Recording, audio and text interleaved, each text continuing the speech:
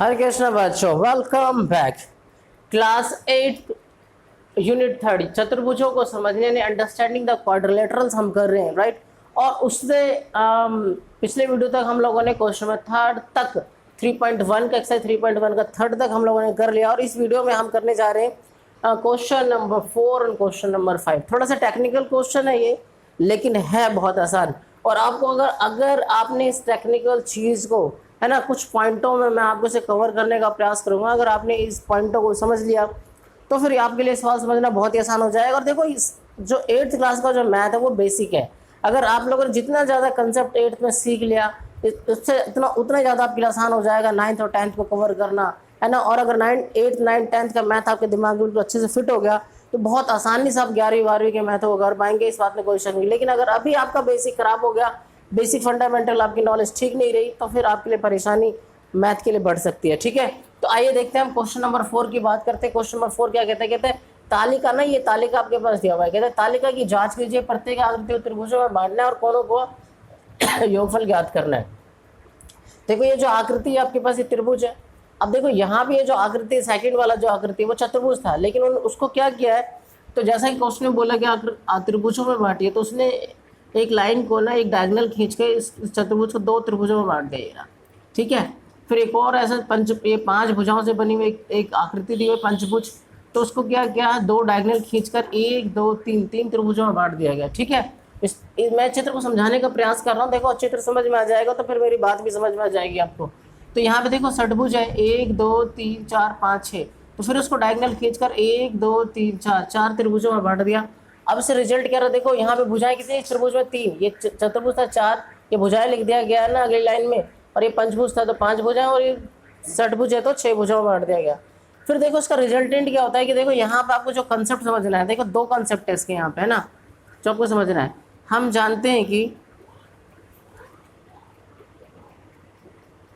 क्या जानते हो आप, देखो आप जानते हो कि त्रिभुज के तीनों अंतः कोणों का योग 180 डिग्री होता है, 180 डिग्री होता है। तो ये बात आपको समझना है, ठीक है, क्लियर है बात। अब देखो, और दूसरी बात आपको क्या समझना है, जो बिल्कुल यूनिवर्सल है, जो इस कंसेप्ट को सीखने के बाद अगर आप लोगों ने ये फार्मूला सीख लिया, है ना, कि किसी भी, तो आप इसके बाद किसी भी आकृति में कितनी भुजाएं वाला आकृति हो, आप उस भुजाओं का योगफल आप ज्ञात कर पाओगे। जैसे उस जो बहुभुज है उसका योगफल आप ज्ञात कर पाओगे। जैसे त्रिभुज का योग कितना होता है, त्रिभुज के योगफल, आंतरिक कोणों का योगफल कितना होता है आपके पास, 180 डिग्री होता है। तो चतुर्भुज के आंतरिक कोणों का योग कितना होगा, है ना, जैसे 360 होता है, यहाँ तक आपको पता होता है। पंचभुज का आपको नहीं पता रहता होगा, षटभुज का नहीं पता। मैंने अगर चल षटभुज का पता, मैंने अष्टभुज पूछ लिया तो भी आपको नहीं पता चलेगा। लेकिन अगर आपने, आज हम यहाँ पे एक यूनिक फार्मूला मैं डिस्क्राइब करने जा रहा हूँ, इसी के बेसिस पे जिससे आप कितनी भी भुजाओं वाला पॉलीगन बन जाए, यानी बहुभुज बन जाए, आप उसके आंतरिक कोणों का योग आसानी से निकाल पाएंगे इस मेथड के माध्यम से, ठीक है ना। तो देखो, त्रिभुज के अंतः कोणों का योग कितना होता है, 180 डिग्री होता है। अब देखो यहाँ पे क्या दिखाया गया ना, त्रिभुज भुजाएं 3 थी तो 180 डिग्री हो गया ऐसे कोणों का योग। अब भुजाएं 4 हुई तो देखो यहाँ पर क्या दिखाया है, जो पहली लाइन है, तो देखो जब ये 2 त्रिभुजों में बट गया तो यहाँ पे दिखाया गया है कि 2 गुना में 180, 2 त्रिभुज है तो एक त्रिभुज 180 का होगा, दूसरा त्रिभुज 180 का होगा, 2 से इसलिए गुना करें क्योंकि 2 त्रिभुज बन गया अभी है। अच्छा, इसमें क्या दिखा, ये जो मैं बात यहाँ पे जो बात बताई गई, ये इस बात को समझने वाली बात है। ये बात अगर हमारे दिमाग में समझ में आ गया तो फिर सारी बात समझ में आ गई। तो यहाँ पे क्या देखो, भुजाएं कितनी है, 4 में से अगर 2 -2 कर दूँ तो क्या आ गया, 180 डिग्री आ रहा है। तो देखो यहाँ पे हम क्या देखते हैं, 180 गुना में 2 360 डिग्री हो गया, है ना, ठीक है। तो और यहाँ पे देखो, यहाँ पे 4 में से 2 गए तो 2 गुना में 180, तो ये भी कितना आ गया, 360 बराबर क्या आ गया, 360। यानी त्रिभुज, यहाँ पे 2 त्रिभुज के बांटने से जो पता लग रहा है कि 360 डिग्री है, उसको इस फार्मूले को अप्लाई करने से ही पता लग रहा है कि वो 360 डिग्री का चतुर्भुज का आंतरिक कोणों का योग कितना होता है, 360 डिग्री होता है, ठीक है। अच्छा, दूसरे और जो एक और इसी बात पे हम आगे देख के चलते हैं।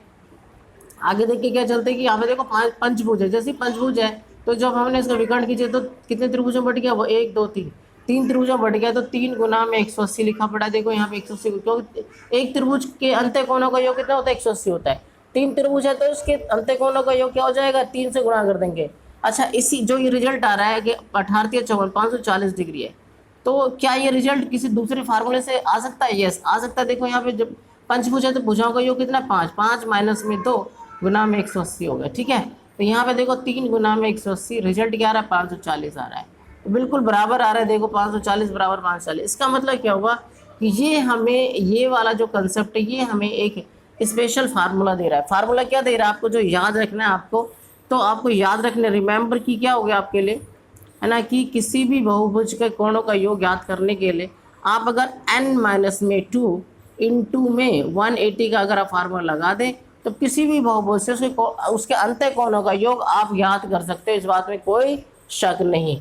अब आपसे क्वेश्चन में यही पूछा जा रहा है, तो यानी आपको याद क्या रखना है, त्रिभुज के तीनों अंत्य कोणों का योग 180 डिग्री होता है, और किसी भी बहुभुज के कोणों का योग याद करने के लिए n माइनस 2, यानी अगर मान लो अष्टभुज दिया हुआ है तो 8 माइनस 8 घटा 2, ठीक है ना, और इंटू 180 करेंगे तो अष्टभुज के अंत्य कोणों का योग आपके पास निकल के आ जाएगा। देखो यहाँ पे फिर इसी बात को अप्लाई करने के लिए आपसे क्वेश्चन पूछा गया 7 भुजाओं के लिए, 8 भुजाओं के लिए, 10 भुजाओं के, n भुजाओं के लिए। तो अब मैं यहाँ पे सॉल्यूशन कर रहा हूँ ए पार्ट का।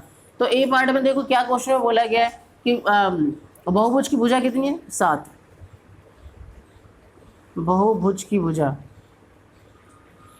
बहुभुज की भुजा है 7। ठीक है, आता है अंत्य कोणों का योग। बहुभुज के कोणों का योग के बारे में क्या कहेंगे, आते अंत्य कोणों का योग, है ना, कोणों का योग क्या निकलेगा। तो आपको बस कुछ नहीं करना, आपको ये चित्र वित्र बनाने की भी जरूरत नहीं है, बहुभुज की भुजा पता लग गया। अब आपको फार्मूला लगाना है n माइनस में 2 इंटू में 180, राइट।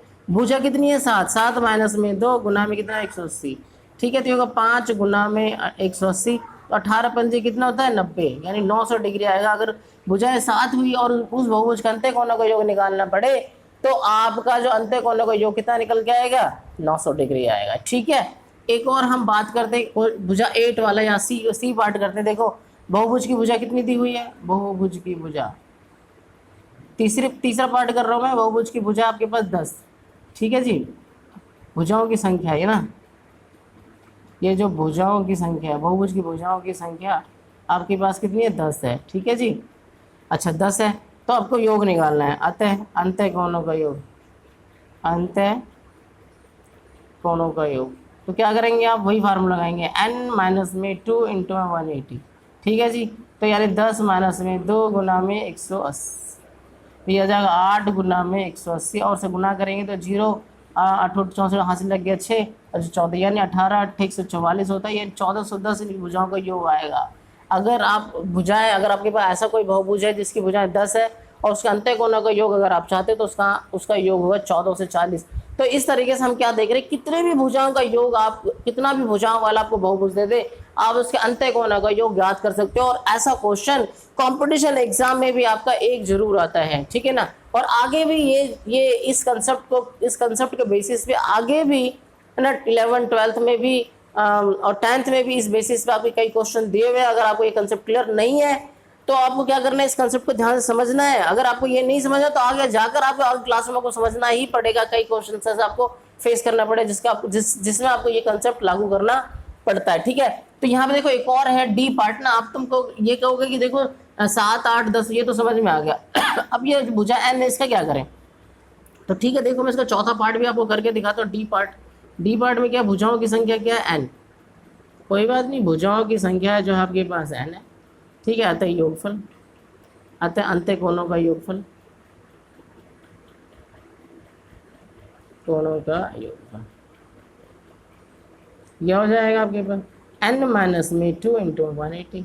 अब n की वैल्यू तो पता नहीं है, तो अब यहाँ पे इसका सॉल्यूशन निकलेगा, तो यही आपको क्या हो जाएगा, आंसर हो जाएगा, इस बात में कोई शक नहीं। तो इस तरीके से हमने देखा कि चौथे क्वेश्चन का ABCD पार्ट हम लोगों ने यहाँ पे क्या किया, फिनिश किया। अब बात करते हैं क्वेश्चन नंबर 5, ये सम बहुभुज क्या है। क्या एक सम बहुभुज का नाम बता सकते जिसमें 3 भुजाओं, 4 भुजाएं, 6 भुजाएं। तो बहुत ही आसान है। ठीक है पहले तो मैं आपको समझाने का प्रयास करो सम बहुभुज क्या है। सम देखो, सम बहुभुज, मैं इसको पहले ब्रेक करता हूँ, है ना, बहुभुज। ठीक है, देखो सम मतलब क्या होगा, सम मतलब जिसकी जो भुजाएं बराबर बराबर भुजाओं को सम कहा जाता है। बहु मतलब बहुत सारे, और भुजाएं मतलब भुजा। यानी सम प्लस, इसको अगर मैं तोड़ूं ये होगा सम प्लस बहु प्लस भुजा। सम मतलब समान, बहु मतलब बहुत सारे, भुजाओं यानी ऐसा ऐसा बहुभुज, ऐसा आकृति जिसमें सभी भुजाएं सम यानी समान हो, बहु मतलब बहुत सारा भुजा हो, और बहु मतलब बहुत, और भुजाएं मतलब बहुत भुजाओं से मिलकर बनाओ। तो ऐसी बहुत सारी आकृति हो सकती है। जैसे मान लो हम बात कर रहे तो सम बहुभुज का मतलब क्या हो गया, यानी सम बहुभुज की अगर मैं परिभाषा दूं आपको, ये तो मैंने आपको थोड़ा विशेष कर तोड़कर समझाया। तो सम बहुभुज का जो डेफिनेशन ये हो गया, ऐसा बहुभुज, ऐसा बहुभुज, बहुभुज जिसकी सभी भुजाएं, जिसकी सभी भुजाएं समान हो, क्या हो, समान हो, तो क्या कहलाता है, समबाहुभुज कहलाता है। अब आपसे क्वेश्चन पूछा गया, तीन भुजाएं, अगर तीन भुजाओं वाली अगर आकृति बना दूं मैं आपको, देखो तीन भुजाओं वाला आकृति मैंने बना दिया आपका ना, ये भी वो, ये बराबर, ये बराबर, ये, तो इस भुजा को आप क्या बोलेंगे, तीन भुजा ना। तो अगर तीनों भुजाएं बराबर हो गई इस त्रिभुज के, तो हम उसे क्या बोलते हैं, उसका हम क्या नाम देते हैं, यानी ये जो नाम है क्या है, ये है समबाहु त्रिभुज। समबाहु, समबाहु क्या बोलेंगे आप, समबाहु त्रिभुज, राइट। तो पहला क्वेश्चन आपके पास यही होगा कि जो तीन भुजाओं से जो आकृति बनी हुई है और जिसकी भुजाएं तीनों बराबर, तो समबाहु त्रिभुज कहा जाता है। अच्छा, दूसरा जो है आकृति कहता है चार भुजाएं, चारों भुजाओं में अगर देखो आपको मैं बता दूं, है ना, कि चार भुजाओं में अगर मैं बता दूं तो चार भुजाएं बराबर हो, तो हम तो चार भुजाएं अगर बराबर है तो वैसे तो बहुत सारे शेप हो सकता है ना, चारों भुजाएं बराबर होगा तो हम ऐसे शेप को हम क्या बोलते हैं कि समचतुर्भुज, क्या बोला जाता है, समचतुर्भुज, समचतुर्भुज, ठीक है, समचतुर्भुज, ठीक है। और छह भुजाओं को क्या बोला जाता है, छह भुजाएं वाला, छह भुजाएं यानी एक दो तीन। देखो अब ये मत सोचना है कि इसे हम वर्ग बोलेंगे, देखो ये ऐसा ऐसा भी शेप हो सकता है ना, ये ऐसा भी शेप हो सकता है कि आपका लाइन टेढ़ा हो, ऐसा हो, और इस तरीके से हो, इस तरीके से, लेकिन चारों भुजाएं क्या हो, बराबर हो, है ना, ये भुजा, ये भुजा, ये भुजा और ये भुजा ना, ये दोनों ये बराबर हो, इसमें तो चारों भुजा आपको बराबर दिख ही रहा है, ठीक है। ये भुजाएं क्या देख बराबर, तो ये क्या है, समचतुर्भुज है, क्या है ये दोनों आकृति क्या है, समचतुर्भुज। इसलिए ये कहना बहुत मुश्किल है कि हम इसको वर्ग ही बोलेंगे, ठीक है। एक वर्ग वर्ग होता है समचतुर्भुज, एक वर्ग को हम समचतुर्भुज की कैटेगरी में डालते हैं, लेकिन अभी हमारे पास समचतुर्भुज की कई सारी शेप हो सकती हैं, इसलिए स्पेशल वर्ग कहना मुश्किल है। इसलिए चारों भुजा अगर बराबर तो हम उसे बोलेंगे समचतुर्भुज, ठीक है। अच्छा, समषटभुज क्या होता है, तो देखो मैंने क्या किया, एक इस तरीके से शेप लिया, है ना, फिर मैंने ये ऐसे डाला, और ये फिर मैंने क्या किया, इसको ऐसे डाला, ठीक है, और फिर इस तरीके से ये भुजा इसको मिला दिया। तो देखो यहाँ पे ये और ये छह भुजाएं, अगर छह भुजा सबके सब बराबर है तो आप इसको बोलेंगे समषटभुज, क्या बोलेंगे, समषटभुज, ठीक है। सम सब आपको सम शब्द यूज करना है, क्योंकि अगर आपके पास सम वर्ड यानी सम भुजा यानी सम यानी बराबर भुजा वाले कोई भी आकृति बनाना होता है तो उसके आगे आप सम बता देते हैं, और अगर त्रिभुज है तो समबाहु हो जाता है, अगर चतुर्भुज है तो समचतुर्भुज हो जाता है, अगर छह भुजाओं से बना है तो समषटभुज हो जाता है, अगर कोई पंचभुज है तो सम पंचभुज हो जाता है। इस तरीके से करके हम सम वर्ड यूज करके सम बहुभुज को हम क्या करते हैं, दर्शाते हैं, ठीक है। तो इस तरीके से हम यहाँ पर हमने चौथा और पांचवा क्वेश्चन हम लोगों ने यहाँ पे कवर किया, और डेफिनेटली ये चैप्टर, ये यूनिट जो बहुत इंपॉर्टेंट है, बहुत इंपॉर्टेंट आकृतियों के हिसाब से अगर आप लोगों ने ये बेसिक फंडामेंटल इस यूनिट का बेसिक फंडामेंटल अगर आप लोगों ने सीख लिया तो निश्चित तौर पे आप इससे कंसर्न यानी आकृतियों से कंसर्न, कोणों से कंसर्न, आगे बहुत सारे यूनिट्स हैं आपके पास। 9th में तो आपके पास बहुत बड़ा थ्योरम वाला एक चैप्टर बन के आने वाला है, ऐसे 10th में भी आगे मिलने वाला है, तो आपको ये सब चीज़ें, सारा कंसेप्ट आपकी बहुत ज़्यादा मदद करने वाली है। इसलिए प्लीज़ आप ध्यान से इन कंसेप्ट को समझना है आपको, और अपने नोटबुक में से नोट करना है, और समझ कर इसको अपने दिमाग में सेट करने का प्रयास करना है, तो आगे आपके लिए क्या हो जाएगा, मैथ बहुत ही आसान हो जाएगा। और इसी आशा के साथ कि आपको सब कुछ अच्छे तरीके से समझ में आ रहा होगा। ये अगर आ रहा है तो नीचे आप कमेंट में ज़रूर लिखना, ताकि मेरा उत्साह बढ़े कि हाँ वीडियो अच्छा था, है ना, मेरे को समझ में आया। तो अगर आप ऐसा लिखेंगे तो मेरा भी क्या होगा, उत्साह बढ़ेगा वीडियो बनाने के लिए, ठीक है ना। और अगर आपको समझ में आया तो मैं आपसे बार बार रिक्वेस्ट कर दूँ, अपने दोस्तों, अपने भाई बहनों, छोटे बड़े भाई बहनों को जरूर इसको शेयर करें, ताकि उनको भी क्या मिल पाए, फायदा मिल पाए, ठीक है। थैंक यू इस चैनल के साथ बने रहने के लिए, आपका बहुत बहुत धन्यवाद।